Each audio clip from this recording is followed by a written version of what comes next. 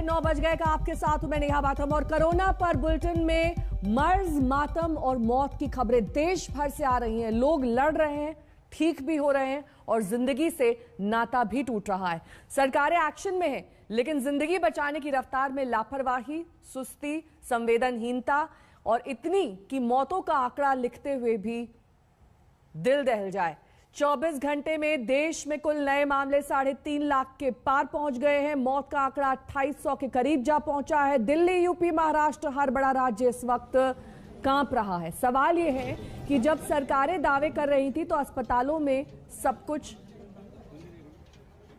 मौजूद क्यों नहीं है? क्यों इंफ्रास्ट्रक्चर की मार इस वक्त अस्पतालों में देखी जा रही है? कहीं ऑक्सीजन की सप्लाई कम है, कहीं पर बेड्स नहीं मिल रहे हैं, कहीं पर रेमडेसिविर खत्म हो गया है। ये तमाम सवाल इस वक्त मुंह बाए खड़े हैं कि आखिरकार वक्त रहते इस पर एक्शन क्यों नहीं लिया गया। और इस वक्त की बड़ी खबर आपको बता दें, दिल्ली में 10 दिन में कोरोना के सबसे कम मामले पिछले 24 घंटे में आए हैं। ये थोड़ी राहत की खबर दिल्ली से मिल रही है। दिल्ली में 24 घंटे में 22,933 कोरोना के मामले आए हैं, जो पिछले कुछ दिनों के मुकाबले में, पिछले 10 दिन के मुकाबले में थोड़े कम हैं। लेकिन एक दिन में मौत का आंकड़ों का रिकॉर्ड महाराष्ट्र ने छू लिया है, क्योंकि महाराष्ट्र में 832 लोगों की पिछले 24 घंटे में जान चली गई है। महाराष्ट्र कोरोना मामलों में सबसे आगे तमाम राज्यों में चल रहा है। दिल्ली के गंगाराम अस्पताल में 4 टन ऑक्सीजन पहुंच चुका है। हालांकि लगातार हमने देखा था कि कैसे बड़े बड़े अस्पतालों में ऑक्सीजन की कमी देखी जा रही थी, लेकिन 10 दिन में जो पिछले 24 घंटे का दिल्ली का रिकॉर्ड है, वो सबसे कम है कोरोना संक्रमितों के मामले में।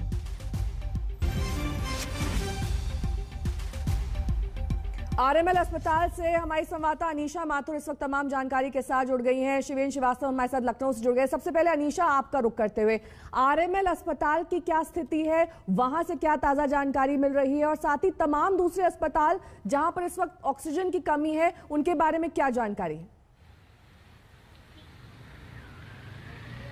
देखिए नेहा, दिल्ली शहर में पिछले 24 घंटे में 350 मौतें हुई हैं और ये अभी तक का सबसे बड़ा आंकड़ा दिल्ली का रहा है पिछले 24 घंटे का। और आरएमएल हॉस्पिटल का आपको हम दिखा दें, बाहर जो वर्चुअल नोटिस बोर्ड लगा है उस पर साफ लिखा है कि एक भी बेड यहाँ पर अवेलेबल नहीं है।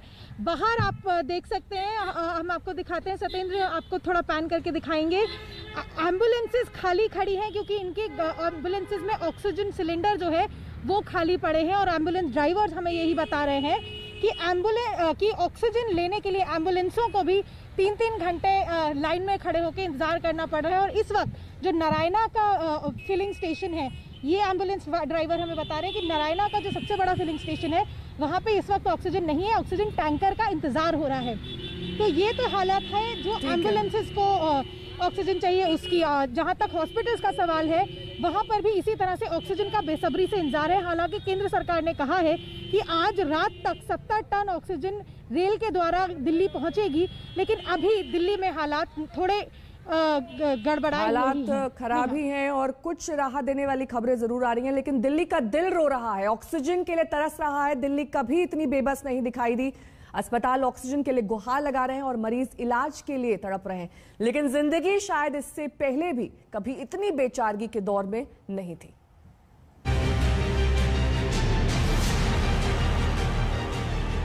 दिल्ली कभी इतनी बेबस, इतनी बेचारी, इतनी बदहवास और इतनी मायूस नहीं दिखी। उदासी का ऐसा मंजर भी कभी नहीं दिखा जब हर एक सांस पर शक है कि आखिरी होगी। दिल्ली में अस्पतालों के भीतर और बाहर हाहाकार मचा है। ऑक्सीजन के लिए लोग तड़प रहे हैं, ऑक्सीजन की कमी से लोग मर रहे हैं और दिल्ली के मुख्यमंत्री बेबसी का राग गा रहे हैं। दिल्ली में ऑक्सीजन की काफ़ी कमी महसूस हो रही है।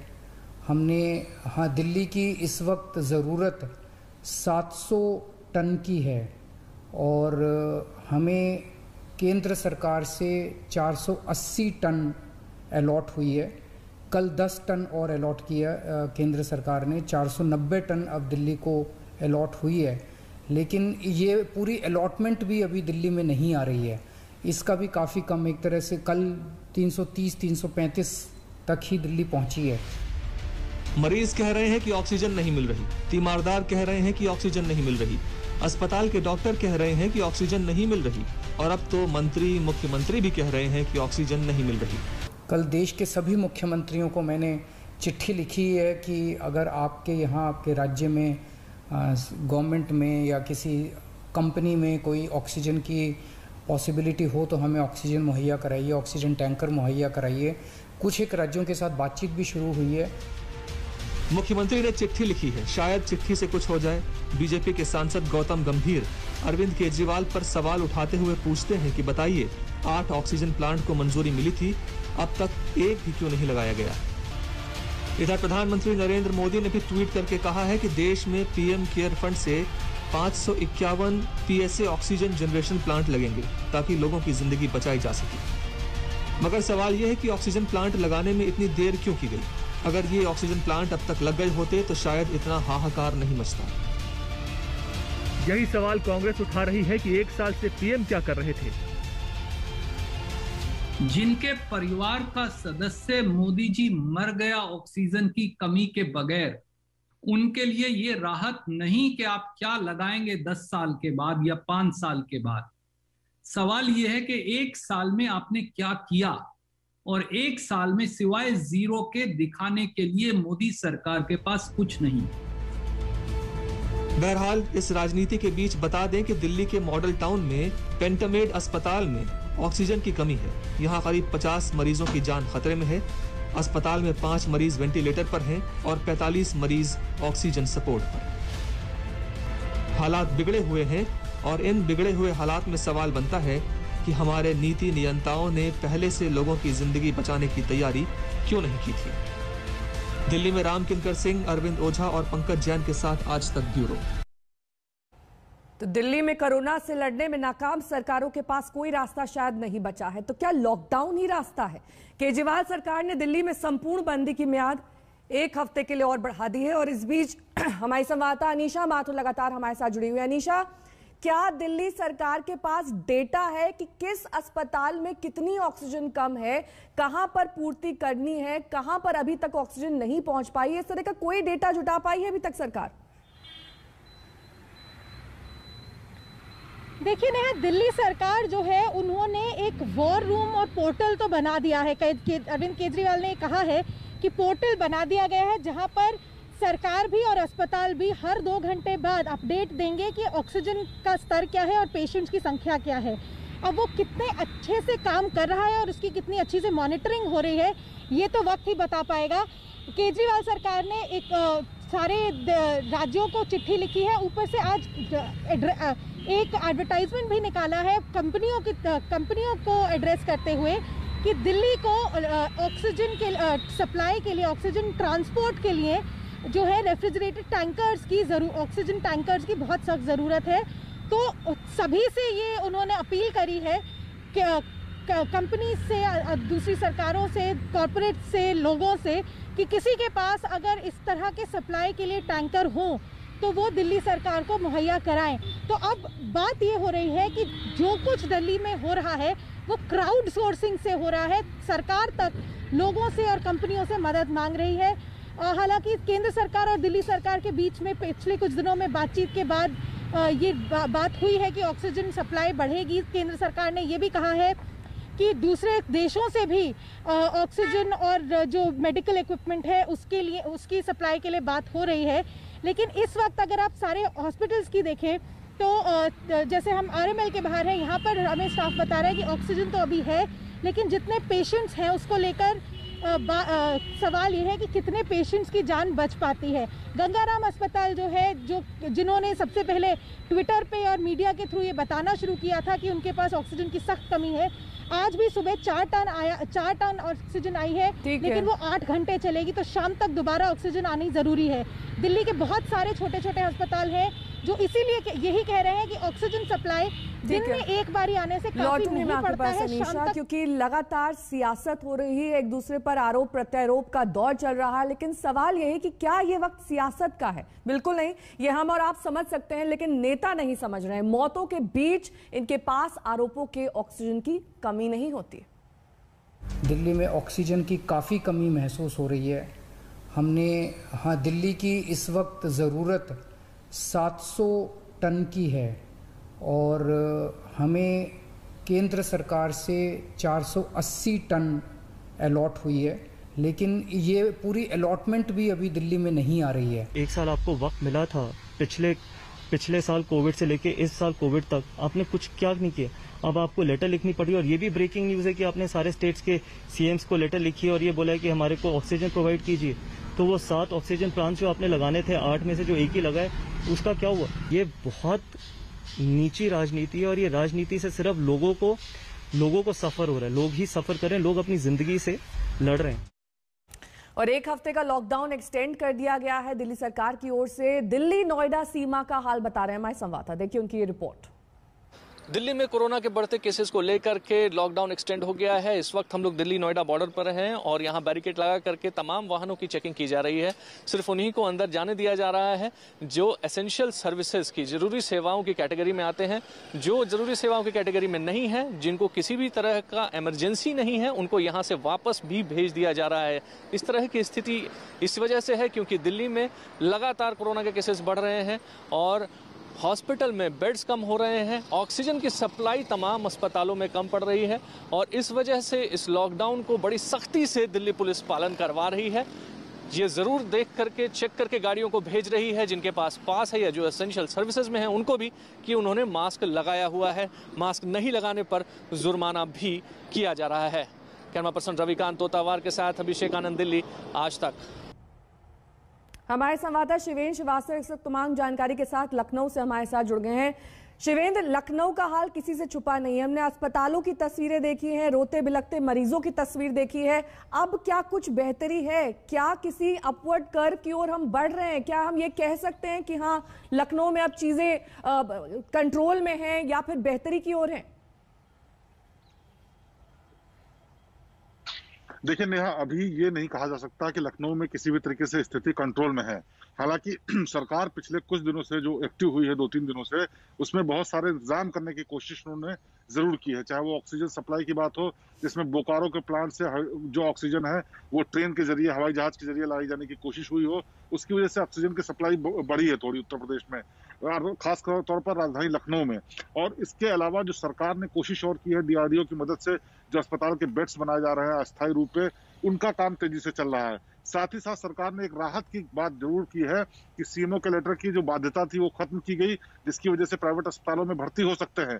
ऐसे में अगर स्वास्थ्य विभाग की तरफ से रेफरल से किसी को भर्ती कराया जाता है प्राइवेट अस्पताल में, तो वहां उसका सारा खर्च भी सरकार वहन करेगी।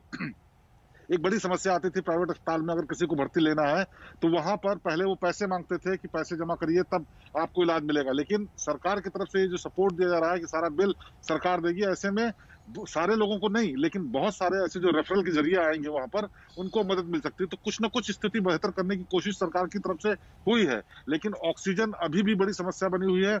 अस्पताल में बेड्स अभी भी बड़ी समस्या बने हुए हैं और नंबर्स कम होने का नाम नहीं ले रहे हैं। हालांकि बहुत बहुत शुक्रिया शिवेंद्र और अनीशा, तमाम जानकारी के लिए आपका। बात अब बंगाल चुनाव की करेंगे। आज 7वें दौर का मतदान जारी है। 34 सीटों पर वोट डाले जा रहे हैं। सबसे ज्यादा 9 सीटें मुर्शिदाबाद और पश्चिमी बर्दवान में हैं, लेकिन सबकी नजर भवानीपुर सीट पर है, जहां से ममता बनर्जी मौजूदा विधायक हैं और इस बार ममता बनर्जी भवानीपुर छोड़कर नंदीग्राम से मैदान में उतर गई हैं। पश्चिम बंगाल में 7वें दौर का मतदान चल रहा है। आज कुल 36 सीटों पर मतदान होना था, लेकिन 2 उम्मीदवारों के निधन की वजह से 2 सीटों पर मतदान को स्थगित कर दिया गया है। नुसरत जहां ने भी वोट डाला। सुबह वो मतदान के बूथ पर पहुंची, वहां पर अपने मतदान के अधिकार का इस्तेमाल किया। ये उस वक्त की तस्वीरें जब नुसरत जहां वोट डालकर बाहर निकली। ममता बनर्जी के गढ़ भवानीपुर में भी आज ही मतदान हो रहा है। अभिषेक बनर्जी ये कह रहे हैं कि टीएमसी पहले ही जीत चुकी है। पूरे आत्मविश्वास से लबरेज ममता बनर्जी के भतीजे अभिषेक बनर्जी का यह कहना कि अब सीटों की संख्या बढ़ रही है टीएमसी के लिए। हमारे साथ इस वक्त है तृणमूल कांग्रेस की सांसद नुसरत जहां। अगर आप बता सकते हैं, आज आपने वोट दिया है, लेकिन कोविड के Amit covid you come to cast vote, क्या क्या प्रोटोकॉल्स लिए गए थे as far as COVID is concerned, and what message would you want to give people? Every state is fighting their own COVID war, so West Bengal is no different. We are also going through a very tough situation, and we are all fighting it up. So let's hope for the best and let's pray for humanity at the moment. तो थोड़ा आप सब संयम रखें और let's pray that we all come together and fight this. Thank you. TMC की star candidate Sayoni Ghosh से बात की हमारी संवाददाता पौलमी साहा ने। तृणमूल के कैंडिडेट सायोनी घोष हमारे साथ हैं। अभी तक जैसा वोटिंग चल रहा है, क्या खुश हो आप? मेरे लिए सिर्फ एक ही कंसर्न है कि जो वोटर है वो शांतिपूर्ण भावे आके यहाँ पे शांति से वोट कर सके, यहाँ पे कोई प्रॉब्लम ना हो। और वही मैं घूम घूम के देख रही हूँ, कई कई जगह पे ईवीएम मशीन खराब है, कहीं पे स्लो वोटिंग थोड़ा सा हो रहा है। So I am just trying my best to go through all the booths and check out कि क्या चल रहा है। रेगिंग की आशंका थोड़ी थोड़ी जगह हमेशा रह ही जाती है, लेकिन मुझे पता है कि ऐसा कुछ होने नहीं वाला है, और अगर होगा भी तो डट के मुकाबला करेंगे। And we are going to ensure free and fair voting. Security aspect से आप खुश हो? देखिए, अब सिक्योरिटी है, अब सिक्योरिटी अपना काम करेगी तो अच्छा है, और अगर सिक्योरिटी अपने जैसा काम करती है इट्स फाइन एंड गुड। अगर किसी दूसरे के मतलब दूसरे के जैसे काम करती है, किसी के दबाव में आके काम करती है, तो then it is not good. But I think as a party we are ready to face whatever comes. कितना कॉन्फिडेंट लग रही हो आप? देखिए, इंसान है, ये गणतांत्रिक अधिकार है सबका, जो जिसको चाहे वोट दे सकता है, लेकिन सब वोट दे पाए यही हमारा लुकआउट है। हमारे साथ थी आसनसोल साउथ की स्टार कैंडिडेट तृणमूल की तरफ से, जो बीजेपी की अग्निमित्रा पॉल के खिलाफ लड़ रही है यहाँ पे, और उनका दावा यह है कि वो हर बूथ जाएंगी और मेक श्योर करेंगी कि सब अपना वोट दे पाए। कैमरा पर्सन संतोष प्रसाद के साथ सूर्याग्नि रॉय, आज तक, आसनसोल। बंगाल में आज 7वें दौर का मतदान जारी है। 34 सीटों पर वोट डाले जा रहे हैं। सबसे ज्यादा 9 सीटें मुर्शिदाबाद और पश्चिमी बर्दवान में है, लेकिन सबकी नजर भवानीपुर सीट पर है, जहां से ममता बनर्जी मौजूदा विधायक हैं। इस बार ममता बनर्जी भवानीपुर छोड़कर नंदीग्राम से चुनाव लड़ रही हैं। 6 जगह की तस्वीर आपके सामने है: मालदा, मुर्शिदाबाद, दुर्गापुर, आसनसोल, पोर्ट एरिया और भवानीपुर, जहां पर आज मतदान के अधिकार का इस्तेमाल लोगों ने किया सोशल डिस्टेंसिंग के साथ, और तमाम कोरोना के नियमों का पालन करते हुए मतदान जारी है। नमस्कार, मैं हूं अंजना ओम कश्यप। हमें उम्मीद है ये वीडियो आपको पसंद आया होगा। लेटेस्ट खबरों के लिए यूं ही देखते रहिए आज तक, और इस वीडियो के पसंद आने पर लाइक, शेयर एंड सब्सक्राइब करना ना भूलें।